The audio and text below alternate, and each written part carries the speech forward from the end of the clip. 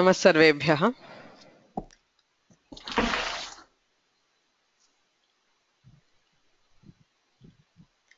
अद्य विभक्तिवर्गे 12 पाठः।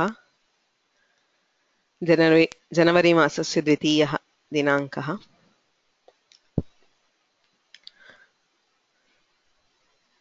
रामो राजमणिः सदा विजयते, रामं रमेशं भजे।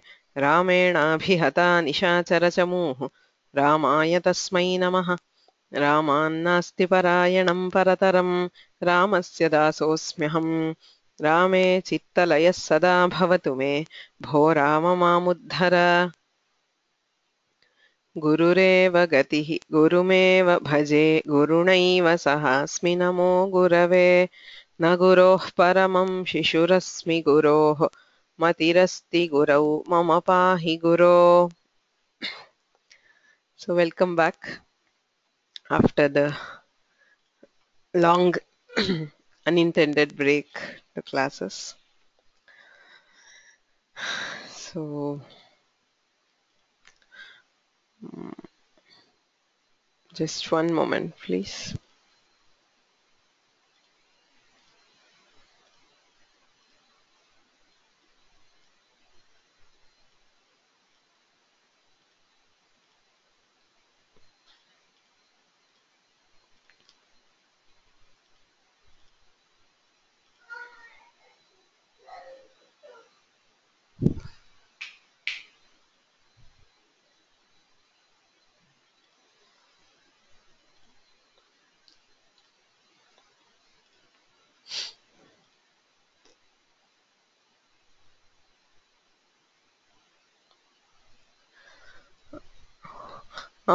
Somebody asked before class, but is this class 11 or 12? This is 12. I'm sorry that the notes or the materials of class 11 were not uploaded till yesterday. I'm sorry about that. I mean, in the long break, because there was a break in our internet connectivity, I was not able to upload the last class. So it is uploaded now. So in case any of you have missed that class, you can hopefully catch it up over, over the next week.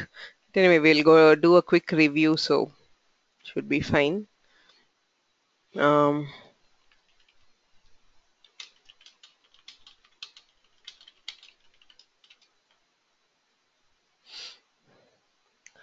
we'll start with a quick review of what we have done throughout the course, just so we get back to the groove.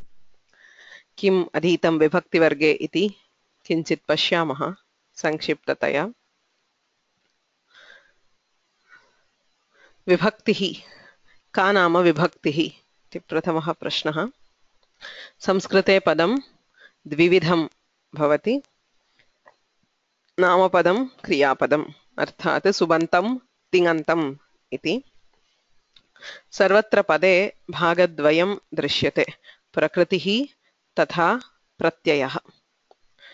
प्रकृतिभागः एकः भवति, तस्य भिन्नाः प्रत्ययाः भिन्नेषु अर्थेषु योज्यन्ते।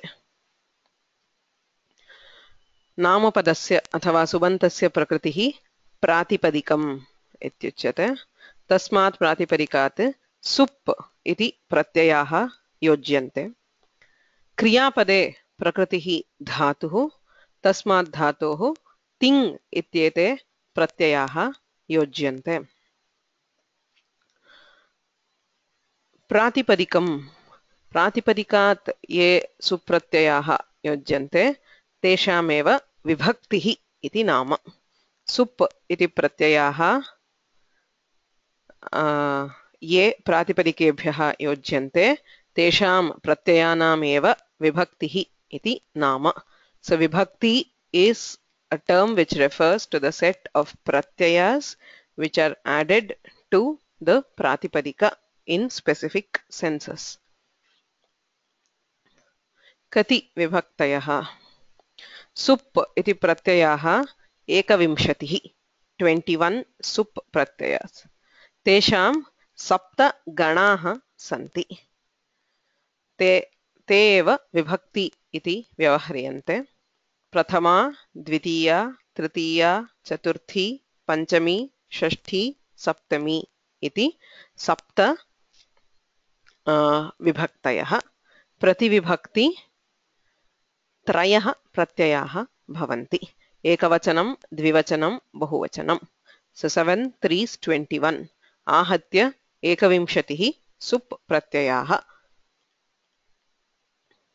काः विभक्तयः अधुनैव दृष्टं प्रथमा इत्यारभ्य सप्तमी पर्यन्तं विभक्तयः संबोधन प्रथमा इत्येषा पृथक् विभक्तिः न प्रथमा विभक्तेः ये प्रत्ययाः ते एव संबोधने अपि उपयुज्यन्ते एकवचन रूपे कदाचित् भेदः भवितुम् अर्हति so the only difference between prathama and sambodhana prathama forms will be in ekavachana if any they need not be sometimes or in many cases prathama and sambodhana prathama forms will be the same kadachit sambodhana prathama vibhaktau ekavachane eva रूपे विशेषः भवितुम् अर्हति किमर्थं विभक्तीनां योजनं किमर्थम् अथवा किम् उच्यते विभक्तिभिः के विभक्त्यर्थाः प्रधानतया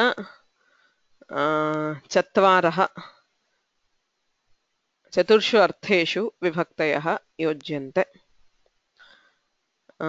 प्रथमस्तावत् प्रातिपदिकार्थः इत्युच्यते प्रातिपदिकस्य यः अर्थः स एव अर्थः विभक्त्या अपि उच्यते न अधिकं यथा वृक्षः इत्युक्ते वृक्ष इत्यस्य यः अर्थः स एव अर्थः अपदं न प्रयुञ्जीत इति नियमः संस्कृते पदम् अर्थात् सुबन्तम् अथवा तिङन्तम् एव प्रयोक्तव्यं केवलस्य प्रातिपदिकस्य केवलस्य धातोः वा प्रयोगः न भवति you cannot use plain pratipadicas or dhatus so anything that is used has to be a pada if it is to be a pada it should have either supratyayas or ting pratyayas added to it so the same meaning when we are just indicating a particular substance so the prathama vibhakti is added just to indicate that vastu and nothing else no additional meaning प्रातिपदिकार्थे अथवा वस्तुनिर्देशे विभक्तिः भवति क्रियया सह सम्बन्धं द्योतयितुं विभक्तेः प्रयोगः भवति यथा ददाति इत्यस्ति बालः ददाति इत्युक्ते बालः दानक्रियायां कर्ता बालाय ददाति इत्युक्ते बालः स्वीकर्ता so in one case he is the giver in the other case he is the receiver so ayam bhedah vibhaktya uchyate so kriyaya saha sambandham द्योतयितुं विभक्तेः प्रयोगः भवति अन्येन पदार्थेन सम्बन्धं द्योतयितुं विभक्तिः भवति मम पुस्तकं तत्र मम पुस्तकस्य च मध्ये कश्चन सम्बन्धः so the relation of ownership between me and the book okay two padarthas two objects okay dasharathasya putrah so there is dasharatha and there is the son so there is a relation between them so such relation between two objects can also be indicated by the vibhakti and lastly padena anvayah so the presence of a particular word not the meaning a particular word in the sentence yatha namah iti padam yadi upayujyate tarhi chaturthi vibhaktiः gurave namah रामाय नमः इत्यादि एवं सः इति पदं यद्यस्ति तर्हि तृतीया इत्यादि एवं प्रधानतया चतुर्ष्वर्थेषु विभक्तयः उपयुज्यन्ते तत्र तिस्रः विभक्तयः अस्माभिः अधीताः प्रथमा विभक्तिः त्रिषु अर्थेषु भवति वस्तुनिर्देशे so as I already mentioned just to indicate a particular vastu or object say vrikshah balah evam sah vrikshah eshah balah when you are making a sentence like this actually the kriya pada called asti is always implied sah vrikshah asti eshah balah asti So the vriksha and bala are actually the karta for the satta kriya or just for existence, but the main purpose of the vibhakti here is just to indicate the meaning of the pratipadika and not anything else. Okay.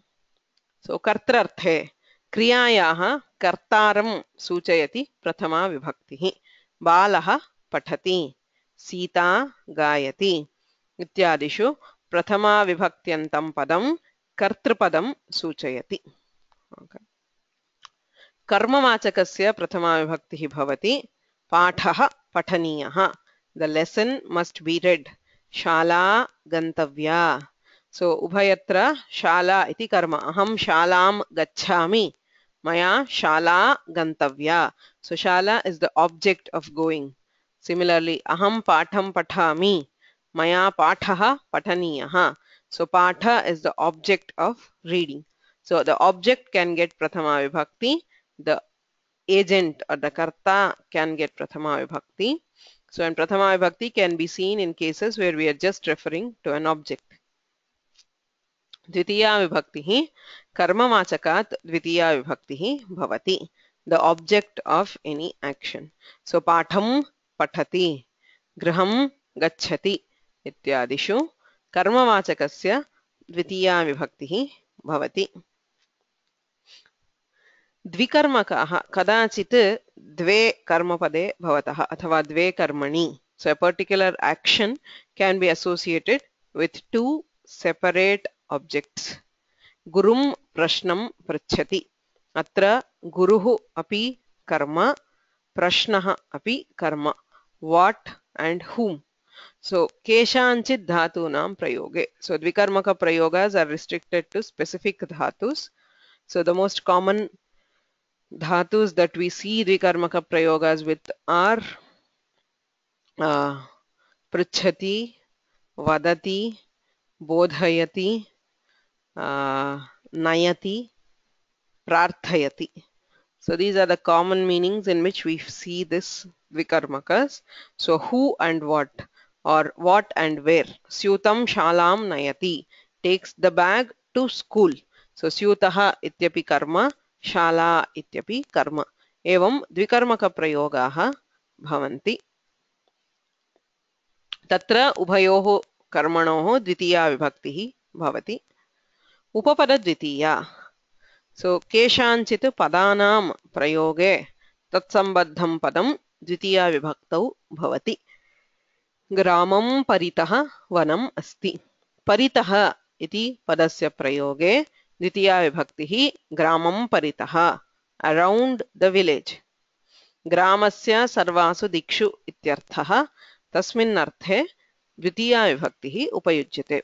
एवं अन्यानि पदानि सन्ति. अभितः, परितः, समया, निकषा, हा, एवं धिक् इत्यादीनां प्रयोगे द्वितीया विभक्तिः भवति. विना इत्यस्य प्रयोगे अपि विकल्पेन द्वितीया विभक्तिः भवति. तृतीया विभक्तिः. सो अधुना तृतीया विभक्तिः अधीयमाना अस्ति. Karanavachakaat tritiya vibhaktihi bhavati. So the most important use of tritiya is in karana, to indicate the instrument of an action. Karya siddhau yat atyantam upakarakam tat karanam karanavachakaat tritiya vibhaktihi bhavati. Yatha hastena khadati, nasikaya jighrati. Jighrati is to smell. Bhavavachakebhyaha. So words which indicate emotions. Tritiya vibhaktihi bhavati. Kopena vadati, samshayena pashyati ityadi. Kartrarthe tritiya. So this is also common, but cases where we might go wrong. Yatra karmarthaka pratyayanam prayogaha. Kta pratyayaha अथवा अनीयर प्रत्ययः, तव्य प्रत्ययः अथवा कर्मणि लकारः. एतेषां प्रयोगे कर्तृवाचकात् तृतीया विभक्तिः भवति. बालेन खादितं, eaten by the boy. So boy is the person who eats. So he is the karta. Maya uktam. It was told by me. So again, I am the karta for telling. Tatra kartृवाचकात् तृतीया विभक्तिः भवति. अस्य अभ्यासः अपि बहुधा कृतः. क्तक् तवतु प्रत्ययानां तथा अनीयर्तव्य इत्येतेषामपि अभ्यासः कृतः. तृतीया विभक्ति रूपाणि किञ्चित् स्मरणीयानि. पुल्लिङ्गे बालेन बालाभ्यां बालैः इति रूपाणि. स्त्रीलिङ्गे बालिकया बालिकाभ्यां बालिकाभिः इति. ईकारान्तस्त्रीलिङ्गानां नार्या नारीभ्यां नारीभिः इति. नपुंसके तु मित्रेण मित्राभ्यां मित्रैः इत्येवं रूपाणि भवन्ति. तृतीया विभक्तौ अन्तिमः भागः अवशिष्टः उपपदतृतीया. So the usage of tritiya with specific words. अस्य आरम्भः कृतः गत वर्गे. सः इति पदस्य प्रयोगे तृतीया विभक्तिः भवति. रामेण सह सीता वनं गतवती. So Sita went to the forest with Rama.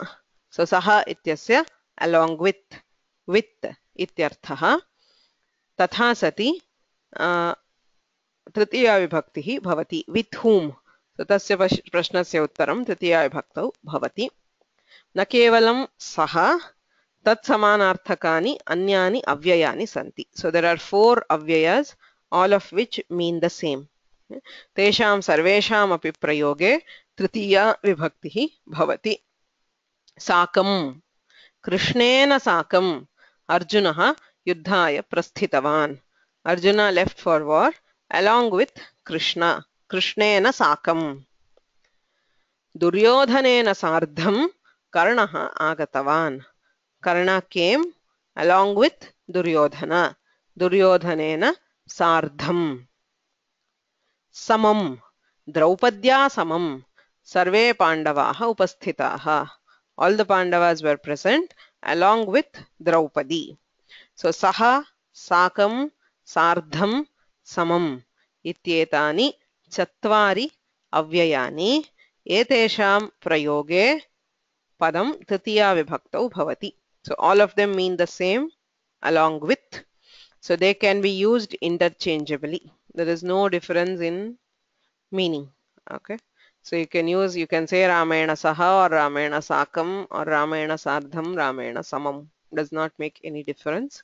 So just 4 synonyms of each other. So whenever they are used, we use Tritiya.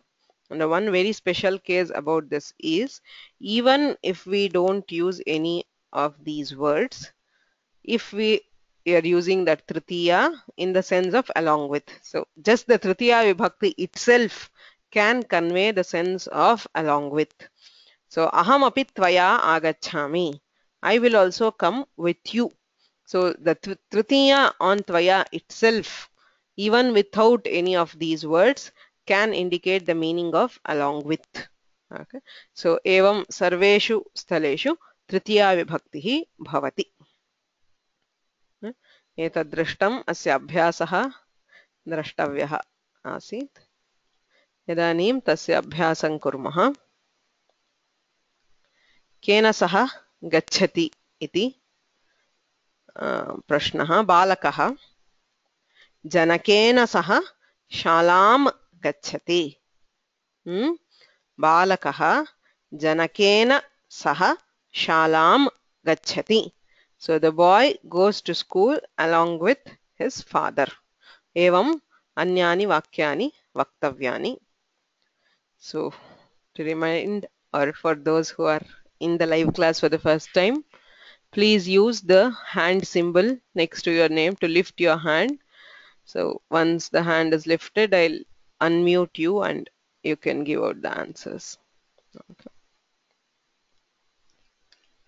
Guru. बालकः जनकेन सह शालां गच्छति. Next. बालकः Yes, please. बालकः जनन्या सह देवालयं गच्छति। हाँ. बालकः आम्, अग्रजाः Hmm. अग्रजैः सह Hmm. आम्, आपणं गच्छति। Ah. अनुजा बालकः अनुजया सह आम्, सङ्गीतकक्षां गच्छति। सम्यक्. Thank you. So, बालकः जनकेन सह शालां गच्छति. जनन्या सह देवालयं गच्छति. अग्रजैः सह आपणं गच्छति. अनुजया सह सङ्गीतकक्ष्यां गच्छति. कृष्ण महोदय. बालकः मित्रैः सह क्रीडाङ्गणं गच्छति। बालकः मातुलेन सह ग्रामं गच्छति। बालकः पितामहेन सह क्षेत्राणि गच्छति। बालकः पितामह्या सह वैद्यशालां गच्छति। सम्यक्. सो मित्रैः सह क्रीडाङ्गणं गच्छति. मातुलेन सह ग्रामं गच्छति. मातुलः अंकल, मातुः सहोदरः मातुलः. पितामहेन सह क्षेत्राणि गच्छति. क्षेत्रं द फार्मिंग फील्ड्स. पितामह्या सह वैद्यशालां गच्छति.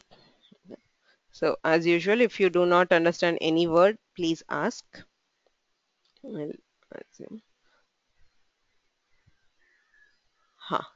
इदानीम् अत्रापि वाक्यानि रचनीयानि. So बालः मित्रैः साकं क्रीडति. Okay, you can use any of the four avyayas or even tritiya. So mitraihi sakam kridati. So evam vakyani karaniyani. अत्र प्रश्नः अग्रजाः इत्यस्य अर्थः. अग्रजः is elder brother. So अग्रजैः with elder brothers इत्यर्थः. श्रीधर महोदय. नमस्कारः. हाँ. बालः मित्रैः सह क्रीडति.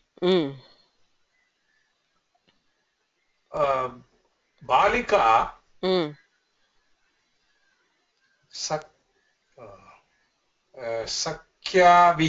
सखीभिः सह पठति. सखीभिः सह पठति. सम्यक्. सखीभिः सह पठति. धन्यवादः. शिवराम कुलकर्णी.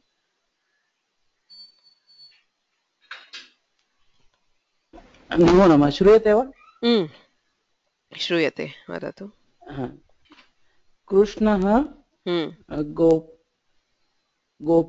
गोप्याभिः सह गोपीभिः सह नृत्यति. कृष्णः गोपीभिः सह नृत्यति. गोपाः कृष्णेन सह नन्दन्ति. गोपाः नन्दन्ति. कृष्णेन सह नन्दन्ति. सम्यक्. नन्दन्ति. So the gopas, the cowherds rejoice with Krishna. Rao महोदय. श्रूयते वा? आम्. Okay, thank you. पाण्डवाः द्रौपद्या सह गच्छन्ति. द्रौपदी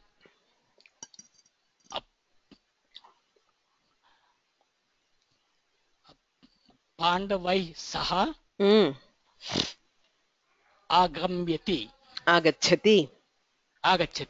हाँ. द्रौपदी पाण्डवैः सह आगच्छति.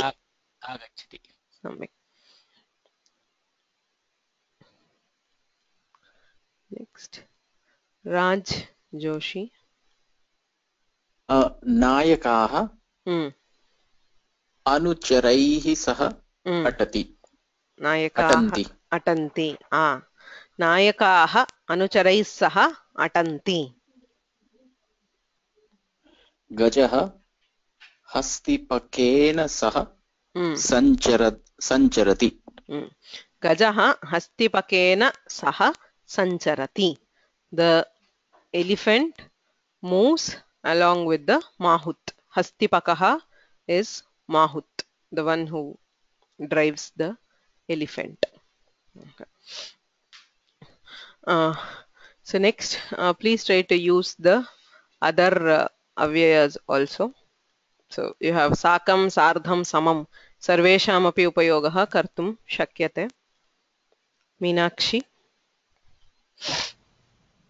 माता पुत्र्या समं गायति. माता पुत्र्या समं गायति. Next. राजा योधैः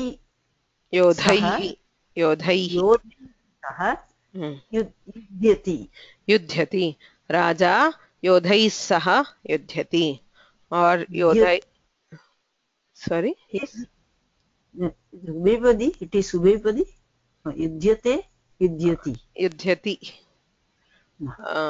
There might I think it's a parasmaipadi, not sure of that.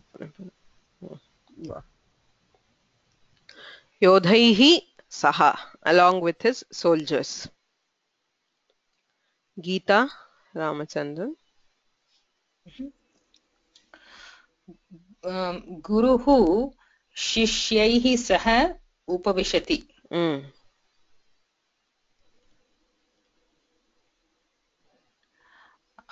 अमात्याः महाराजेन साकं समं चर्चयन्ति.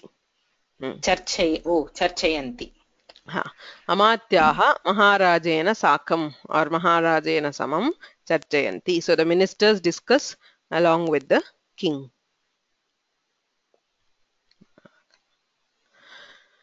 इदानीं सर्वनाम्नां तृतीया विभक्तेः रूपाणि पश्यामः. एतावता न दृष्टाः. सो सः, तेन, ताभ्यां, तैः. सो तेन, ताभ्यां, तैः. तया, ताभ्यां, ताभिः. तया, ताभ्यां, ताभिः.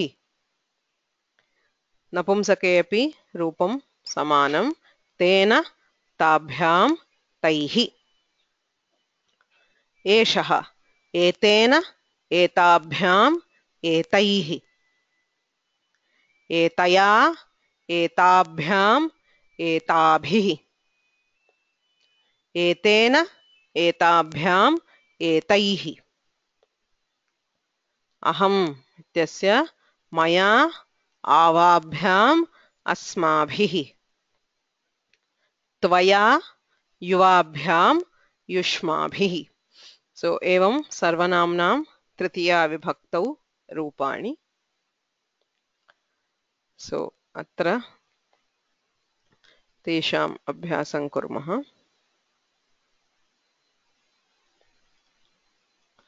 वरदराजन् महोदय. बालकः तेन गच्छति. बालकः तेन गच्छति और तेन साकं, तेन सार्धम् इत्यादि. बालकः तया समम् आगच्छति. बालकः तेन सह पठति. बालकः एतेन लिखति. एतेन सह लिखति. Etena likhati is also fine, but yeah, you can also use any of the avyayas. बालकः एतया सह और एतया समं क्रीडति. बालकः एतेन सह उपविशति बालकः मया समं गायति बालकः त्वया सह नृत्यति सम्यक् yes you have a question no sorry. That's fine. Yeah, thank you. So next let us try using the dvivachana of the same sarvanamas. Dvivachanam upayujya vakyam vaktavyam. Paul.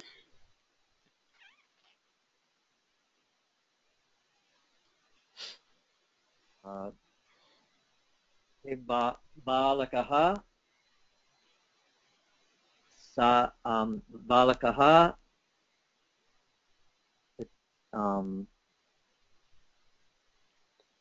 ताभ्यां ओके बालकः ताभ्यां गच्छति बालकः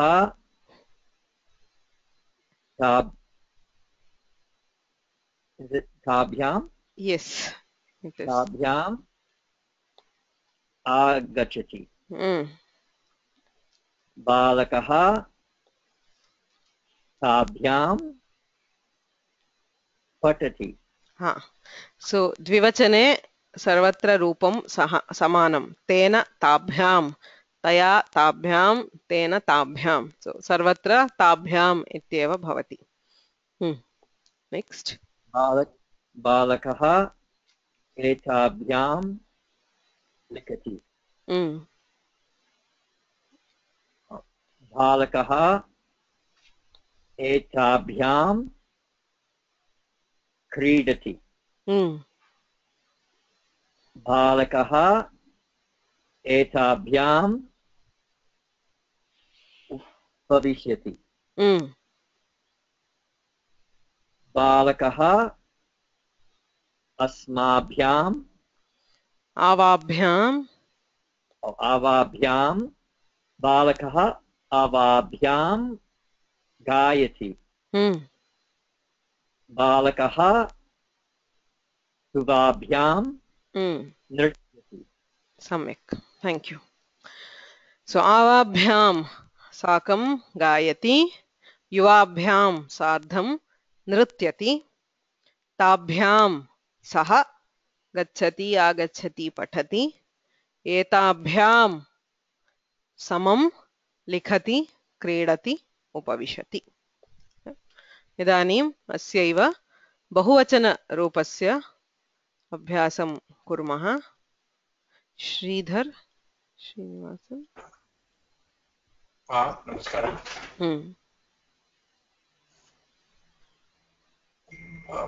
बालकः तैः सार्धं गच्छति बालकः ताभिः साकम् आगच्छति बालकः तैः सह पठति बालकः एतैः सह लिखति बालकः एताभिः सह क्रीडति बालकः एतैः साकम् उपविशति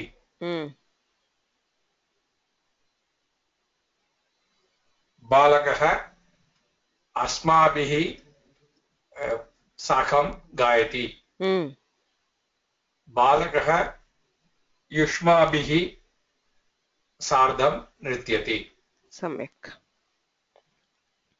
so तेन ताभ्यां तैः तया ताभ्यां ताभिः तेन ताभ्यां तैः एतेन एताभ्याम् एतैः एतया एताभ्याम् एताभिः एतेन एताभ्याम् एतैः मया आवाभ्याम् अस्माभिः त्वया युवाभ्यां युष्माभिः इत्येतानि तृतीया विभक्तौ सर्वनाम्नां रूपाणि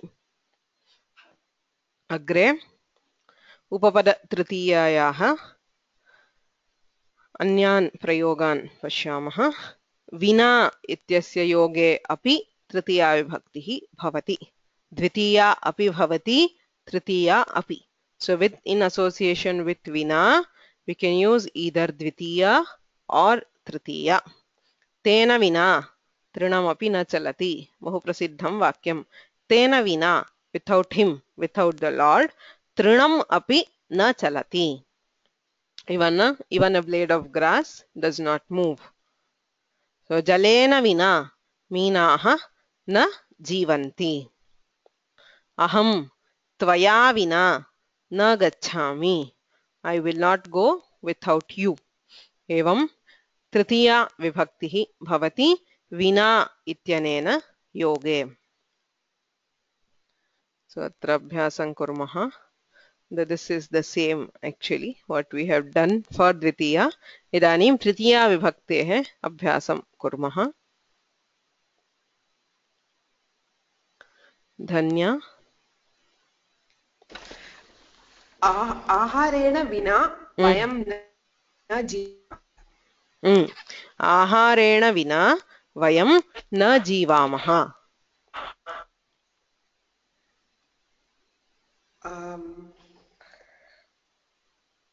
दया विना दयया विना धर्मः नास्ति. दयया विना धर्मः नास्ति.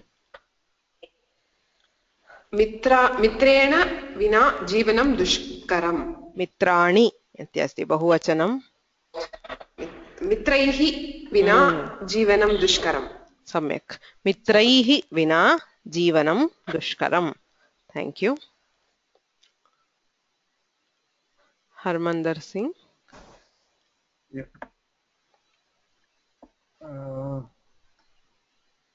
नद्या विना कृषिकार्य न चलति. कृषिकार्यं न चलति. नद्या विना कृषिकार्यं न चलति.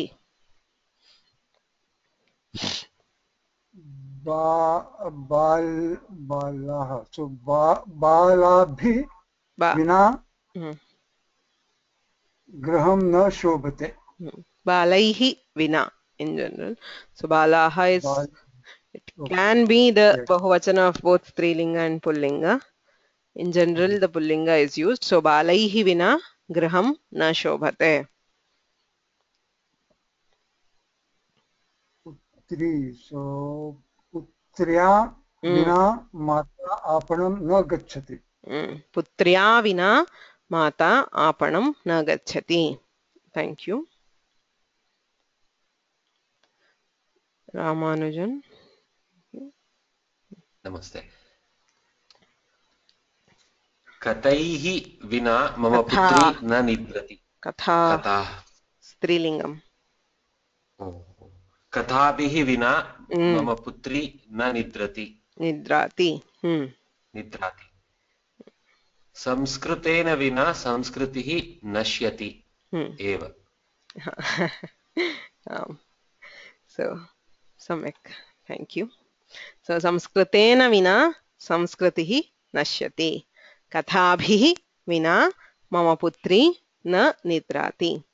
एवं विना इत्यस्य प्रयोगे तृतीया विभक्तिः भवति. अलम् इति पदमस्ति. तस्य प्रयोगे अपि तृतीया विभक्तिः भवति. So when we are using alam in the sense of enough, so stop something ityarthe ayam prayogaha. So it's a so alam kalahena, enough of quarreling. So stop quarreling ityarthe eva ayam prayogaha bhavati. Alam kalahena, so enough of quarreling iti. That's the literal translation of it. So tatra alam ityanena yoge yaha shabdaha tasmat tritiya vibhaktihi bhavati. Alam kalahena. Alam kolahalena. So kalahaha is quarrel. Kolahalaha is commotion. So enough of commotion. So alam kolahalena. Alam nidraya. So enough sleeping. So get up is the implied meaning. So alam nidraya. So alam iti shabdena yoge tritiya vibhaktihi bhavati.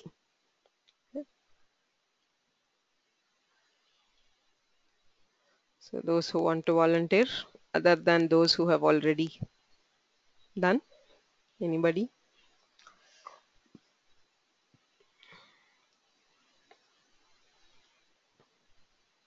Mohanan, Venkatachalam. Suprabhatam. Alam ahankarena. Alam ahankarena. Ahankaraha is arrogance. Alam dukkhena. Alam dukkhena.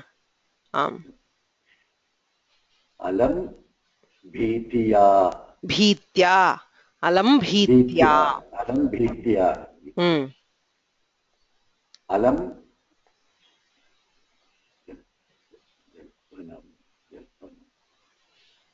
jalpanena. Alam jalpanena. Jalpanena. Thank you. Alam krodhena. Enough. Thank you. Yeah, no problem. So, jalpanam is to chatter. What we call arattai in Tamil. So to talk without much meaning or without much consequence. So that is jalpanam. Bhitihi is fear. Dukkham is sorrow. Okay. So next, yes, Mahadevan, Mahodaya. Alam krodhena. Alam krodhena. Alam lajjaya. Alam lajjaya. Alam vistarena. Alam durashaya. Samyak. So alam krodhena. Krodhaha is anger. Alam lajjaya.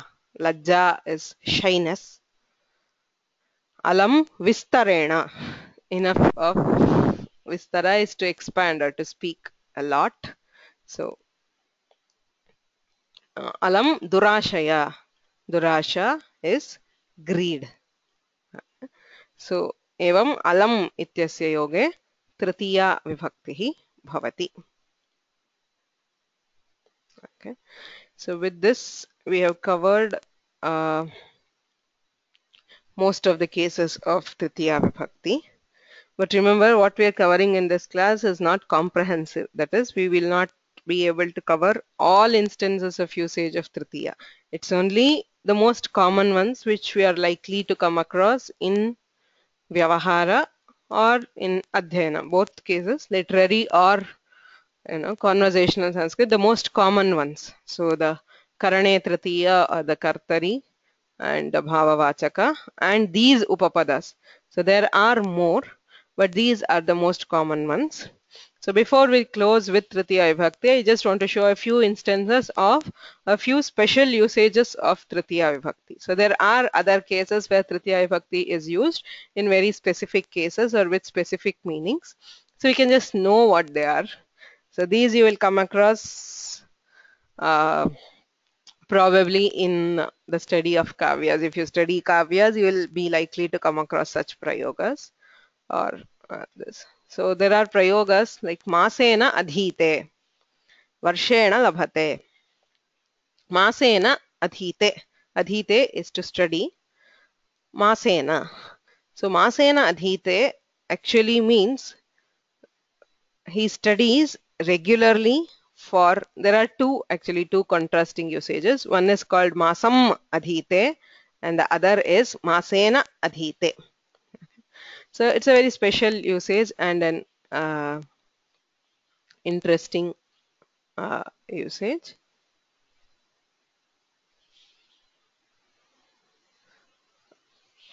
Masam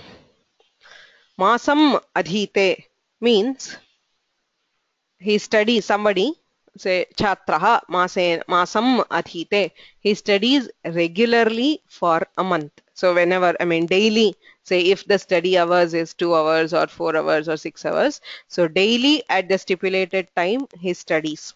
Okay. Pratidinam niyatakalikam adhyayanam karoti. That is the meaning of masam adhite when we are using dvitiya. Okay. So when we use tritiya, masena adhite, it means he studies regularly for the month and manages to learn what he was trying to learn. Say he was trying to learn a particular, say ashtadhyayi, masena ashtadhyayi adhite. So might not be possible, but just an example. So he studies ashtadhyayi and learns it. That is, if he is trying to say by heart the ashtadhyayi.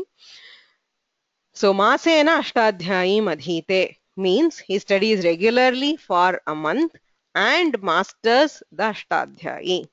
In contrast, if we use something like masam ashtadhyayim adhite, he studies regularly for a month. The implied meaning is he does not learn it. He just keeps studying it, but he has not been able to master it. So there are two contrasting usages. So where the change of vibhakti, it's just masam adhite, masena adhite. The change of meaning conveys a lot. In one case, it conveys that he succeeded in achieving what he was trying to do. And in the other case, he did not achieve. So you can see that the change of vibhakti gives a lot of change in meaning. Okay, so that is why there are many cases where such change of vibhakti conveys, it is used for idiomatic expressions, where just by changing one switch of the vibhakti makes a lot of difference to what you are trying to say. Okay, we can either say shanmasaihi vibhaktim adhitavantaha or shanmasan vibhaktim adhitavantaha. So there is a difference. Okay, let's hope it will be tritiya at the end. But varshena labhate. So similarly, he attains something after regular effort for the entire year. So for the whole of the year, he put in some effort and attained it. Okay, so the tritiya here is used in the sense of both consistency of effort and achieving what was intended. Okay.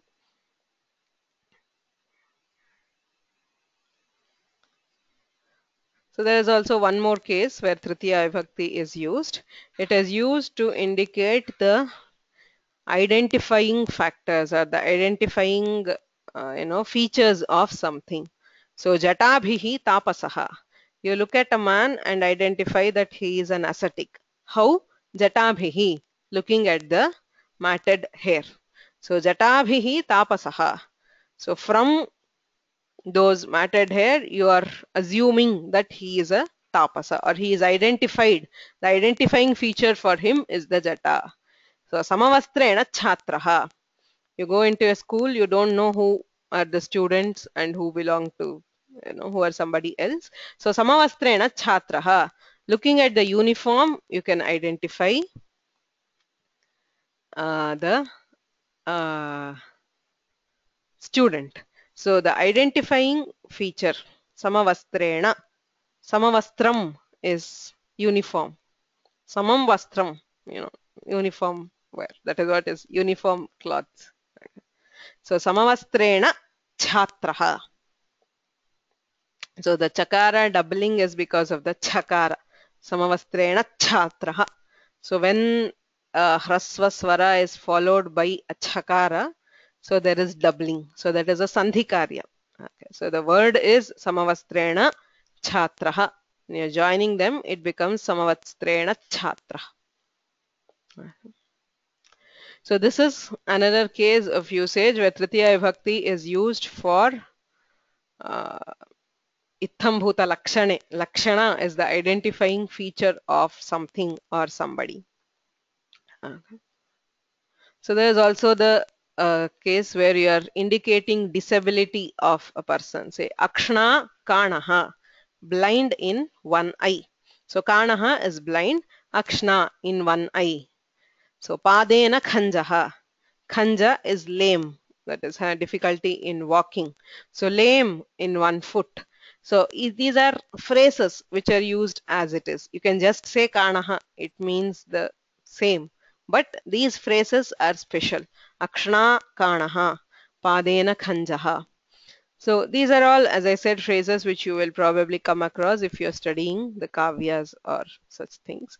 So I just wanted to show that beyond what we have studied, there are the usages of vibhaktis in very specific senses to convey certain meanings. So as you keep on studying, you will learn them. But for normal or day-to-day vyavahara, what we have studied should be enough if you practice often. So there are a couple of questions which I think I mixed. Akshana means an eye. So akshana is an eye. Akshi is the word. So akshi, akshini, akshini. So an eye. So akshana, akshibhyam, akshibhi. So akshana is tritiya of that. I mean, akshane, akshibhyam, akshibhyah. It has different forms in all the different vibhaktis and vachanas.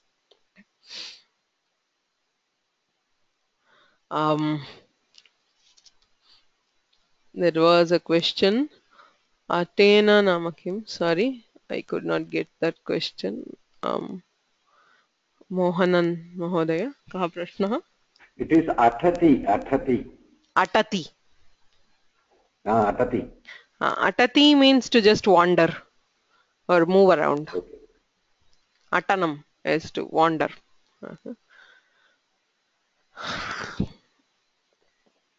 What is the implied verb with the word alam? Yeah, in case of the word, when we thought of alam, so when you say alam kalahena, so there is the implied verb.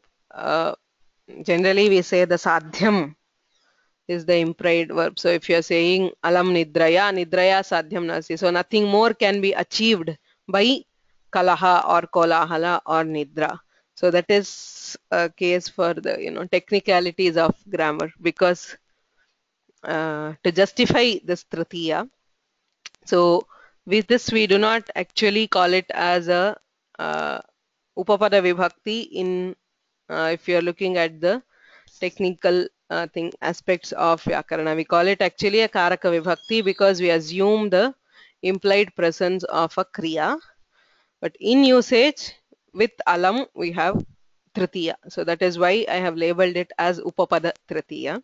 So technically it falls under the karaka tritiya because we are using an implied kriya to justify the usage, because there is no Paninian rule to directly give tritiya vibhakti with alam. Say for saha, there is a rule which specifies that there should be tritiya vibhakti with saha. Okay. Similarly for vina. But for alam, there is no sutra. So we assume the presence of a verb and justify the tritiya vibhakti. Okay.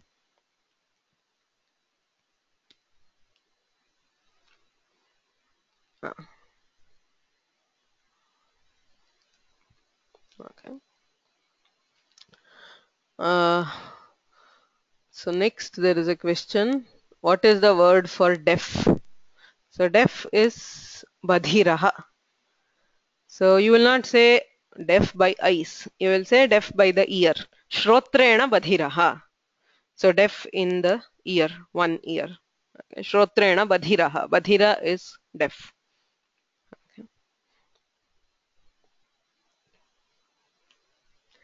One more question. Saying enough to food serving, can alam be used? Yeah, we can say annena alam or payasena alam. Upayoktum shakyat. Or you can even use alam. So just the use of alam is also there in the sense of paryaptam. So just alam is also fine. So if you are using anything along with it, it will be in tritiya. Okay. So idanim tritiya vibhaktehe saram pashyamaha. So karanavachakanam tritiya vibhaktihi bhavati. Yatha drashtam hastena or lekhanya likhati, hastena kshipati, banena hanti ityadi. Bhavavachakanam tritiya vibhaktihi bhavati. Dukkhena roditi, santoshena nrityati ityadi. Kartruvachakanam tritiya bhavati karmarthaka pratyayanam prayoge. Tena kritam. रामेण हताः राक्षसाः इत्यादि. उपपदतृतीया सो सह इत्यनेन सह साकं सार्धं समम् इति चतुर्भिः अव्ययैः सह तृतीया विभक्तिः भवति. विना इत्यनेन योगे अपि तृतीया भवति. तेन विना तृणमपि न चलति. अलम् इत्यनेन योगे अपि तृतीया विभक्तिः भवति. अलं कलहेन इत्यादि. Okay. So this is what we have done in Tritiya Vibhakti. Any questions?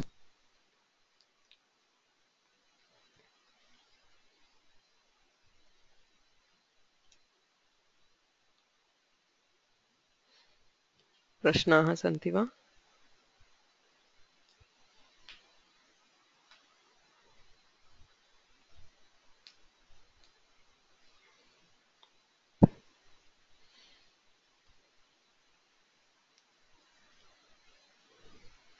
Yes, वरदराजन् महोदय प्रश्नः अस्ति वा? No, I'm fine. Yeah, no problem.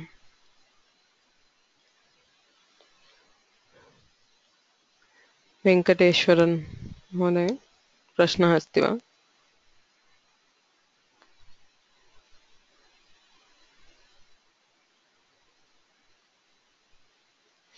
Okay, so we will stop here and we will start with Chaturthi Vibhakti in the next class. Okay. धन्यवादाः. रामो राजमणिः सदा विजयते रामं रमेशं भजे रामेणाभिहता निशाचरचमूः रामाय तस्मै नमः. रामान्नास्ति परायणं परतरं रामस्य दासोऽस्म्यहं. रामे चित्तलयः सदा भवतु मे भो राम मामुद्धर. गुरुरेव गतिः गुरुमेव भजे गुरुणैव सहास्मि नमो गुरवे. न गुरोः परमं शिशुरस्मि गुरोः मतिरस्ति गुरौ मम पाहि गुरो.